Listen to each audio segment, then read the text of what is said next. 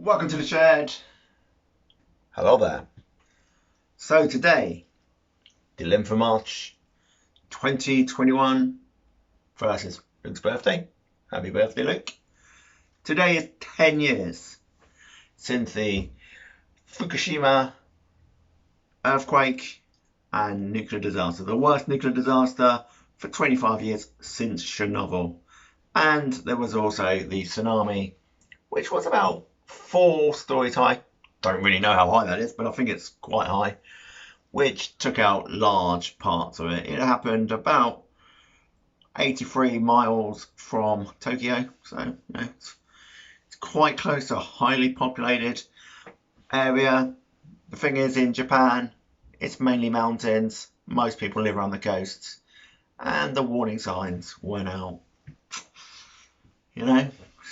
So a little bit about the disaster then. So, as I've already said, 2011 disaster at the Fukushima Daiichi nuclear power plant was the worst nuclear event since the meltdown of Chernobyl in the former Soviet Union 25 years earlier. It started with an earthquake. It resulted in 465,000 evacuations, $360 billion in economic loss, and an increased radiation levels in Tokyo 140 miles away. So yeah, sorry, got my miles a bit wrong there, but hey, you get the idea. As with most disasters, several things had to go wrong to produce such a catastrophic outcome.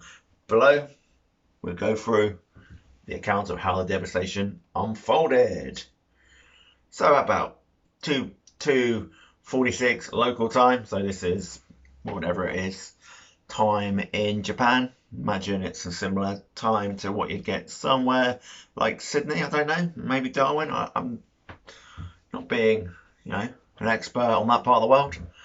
Being from the better part of the world, the Northern Hemisphere, don't really know the Southern Hemisphere quite so well. Anyway, the westward moving Pacific plate, the oceanic tectonic plate, lurched downwards beneath the North American plate, causing an earthquake 43 miles off northeastern coast of Honshu, possibly in Japan's most populous island. The earthquake had a magnitude of 9.1, making it the largest earthquake in Japan's history, and one of the 5 most powerful earthquakes globally recorded since modern record keeping began.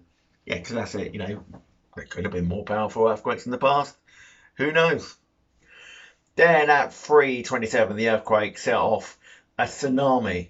The first wave arrived at the Fukushima Daiichi nuclear power plant in the form of a 13-foot high wave, which is deflected by a seawall built to withstand a wave of up to 33 feet high.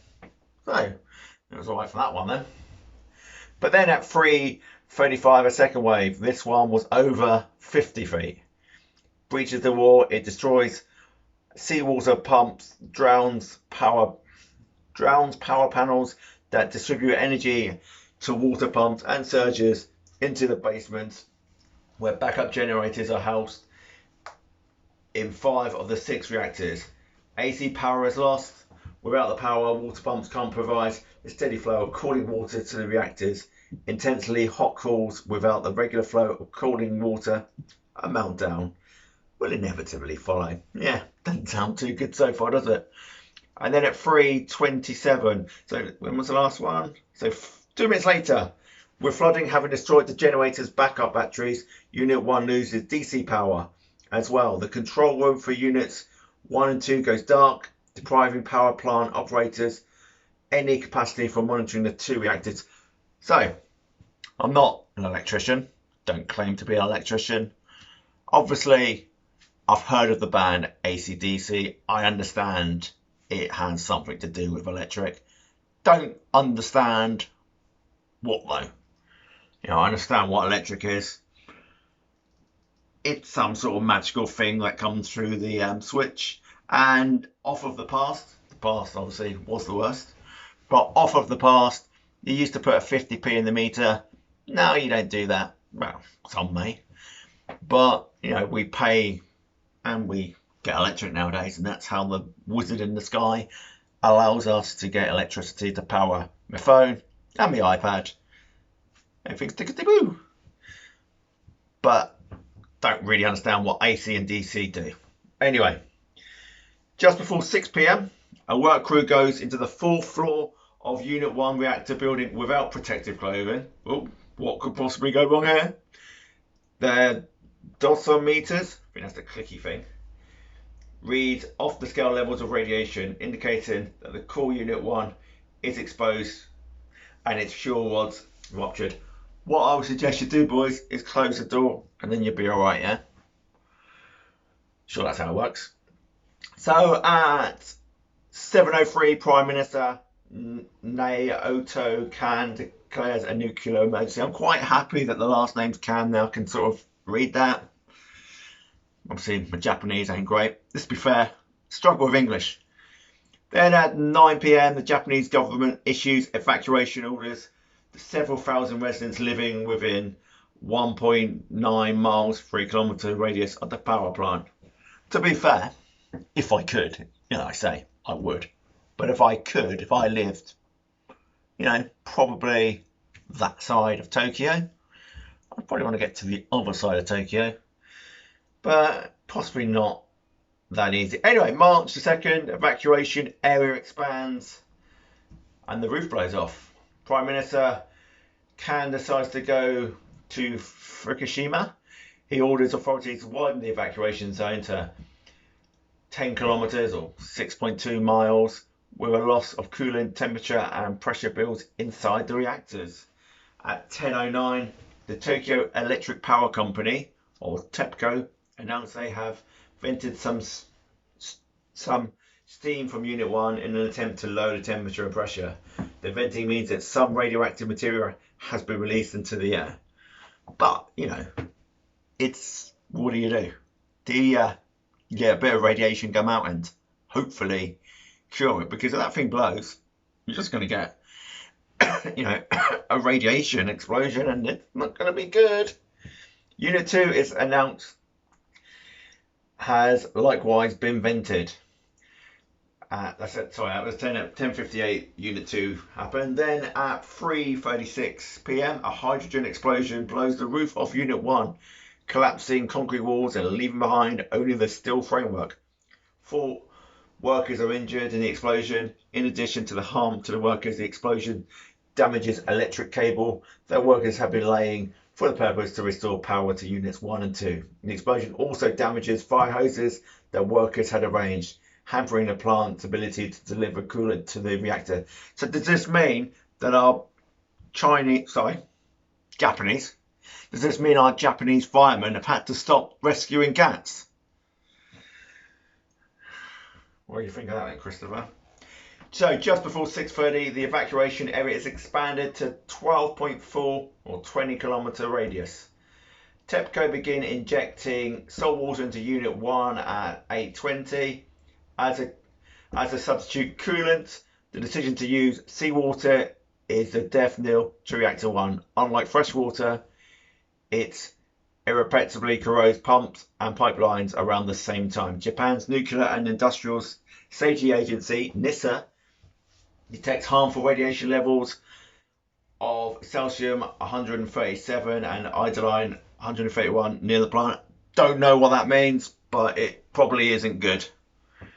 Then on March the 13th, 2 days later now, at 6:35 a.m, a NISA official announces that the emergency cooling system in Unit 3 reactor has failed. So, with looking at it, I think we might get a complete burn down of Fukushima here. Then at 10:05 p.m, TEPCO begins injecting salt water into Unit 3. So whatever happens, this nuclear power station is, it's not going to be any good after this, is it? 10:09, TEPCO announced plans to inject salt water into Unit 2, the first acknowledgement of an emergency at that reactor. March 14th, explosions continue. Oh, it's getting exciting now, or not. 11:01 a.m, there's a hydrogen explosion at a Unit 3 reactor. 11 workers are injured and the building structure is severely damaged. Surprised no one's been killed yet, but there's still time. March the 15th at 6:14 a.m. a hydrogen explosion occurs in Unit 2's reactor. Throughout the day, seawater pumping continues into Units 1, 2 and 3 near the plant. Radiation levels are measuring 400 millivolts per hour. By comparison, the average person is exposed to about 2.4 millisieverns of radiation per year, meaning that the radiation of Fukushima is 1.46 million times stronger than it would be in an average environment. Yeah, you're going to melt, aren't you? And March 17th, the military begins using helicopters to dump seawater into Unit 3, where radiation levels are at the 17 million volts per hour. Yeah, it's getting higher, isn't it? March 19th, so don't know what happened on the 18th, but we're going to the 19th now. Replacement diesel generators are successfully implemented at Units 5 and 6. How many units were there? Because we've got 3 down at the moment. Pumping water back into those reactor cores. Elsewhere, the extent of damage becomes clearer. Milk and water in the greater Fukushima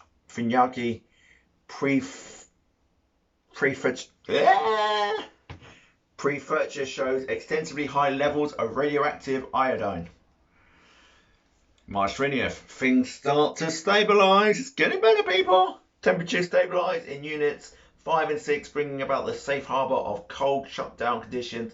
Electrical power is restored to Unit 2.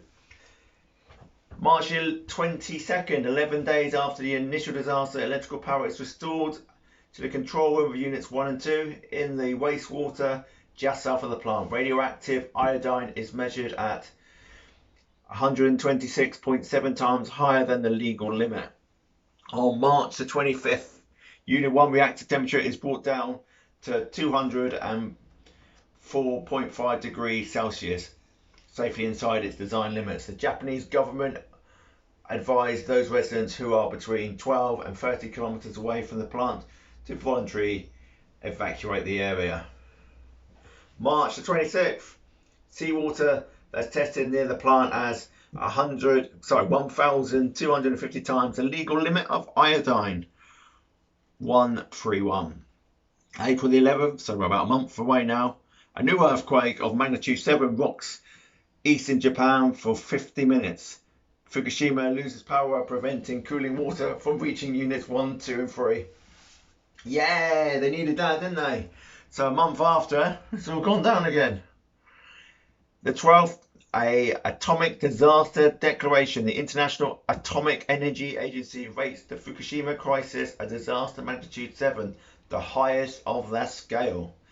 May the 11th, evacuees who have abandoned their homes within 20 kilometers of Fukushima are given 2 hours to return for important documents or belongings left behind in the initial haste for their evacuation. The 2nd of February now, 2021, nearly a year after the disaster, the village of Karaushi, one of the 9 evacuated municipalities less than 20 kilometers from the plant, announced plans to reopen in the spring. Who the hell would want to go back? Because no matter what happens, it's not really safe, is it? Let's be honest. So now you're going to see, possibly over the next 10, 15, 20 years, some horrific skin diseases, cancers, who knows. And it probably won't just be in Japan, where, let's be fair, they got decent medical facilities, good scientists, they know what they're doing. But a lot of Asia is a lot poorer. And, you know, as we know from Chernobyl, if the only reason really we were allowed to know that Chernobyl had happened was because, well, the wind carried what happened around the world. And let's be fair, we measure things, you know, it was the Cold War at the time. We were measuring what was going on in the world, and we knew that something had happened. Well, I say we, not me. I didn't know because, you know, I'm just the average Joe blog man, crazily in his shed, waffling about stuff I don't really know, trying to see if I got any interest out there. Probably haven't. Probably going to get all the, what are you talking about that for? What's that got to do with anything? But there are a lot of other islands around Japan. It's close to the Philippines, not too far from Australia. And then you've got, China just across the water as well. Russia. Lots of people could be affected by this, and hopefully it won't cause too horrific a problem. But sadly, I'm sure it will. Anyway, that's that. I hope you found this vaguely interesting. I've kept it below 20 minutes, which is always a bit of a Billy bonus. Obviously, if you do enjoy this video, then please do like, share and subscribe if you haven't already done it. If you haven't, why are you not subscribing? Good news, I had an extra subscriber subscribe yesterday. Must be doing something right. Must be an absolute loon. But anyway, there you are. 10 years on. Hopefully, we're not in for another nuclear disaster anytime soon. And if it is, God help us, and hope we all stay safe. Anyway, friends, it's been a pleasure. See ya, pals.